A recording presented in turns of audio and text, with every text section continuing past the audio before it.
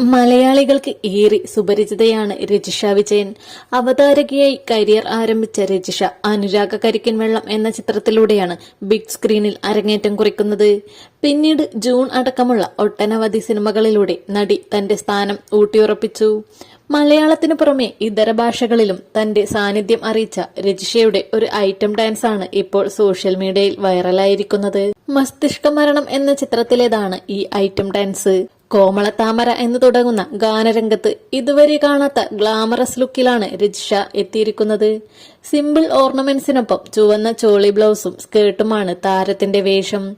ഗാനം പുറത്തു വന്നതിന് പിന്നാലെ നടിയെ പിന്തുണച്ചും വിമർശിച്ചും നിരവധി പേരാണ് കമന്റുകളിടുന്നത്. മലയാളത്തിൽ വീണ്ടും ഐറ്റം സോങ് തിരിച്ചെത്തിയിരിക്കുന്നു. മലയാളത്തിന്റെ വിദ്യാബാലൻ ഇത് അല്പം കടന്നുപോയി. റീലുകൾ ഭരിക്കാൻ പോകുന്ന ഐറ്റം 2026 തുടക്കം തന്നെ രജിഷ തൂക്കി എന്നിങ്ങനെ നിരവധി കമന്റുകളാണ് വന്നിരിക്കുന്നത്.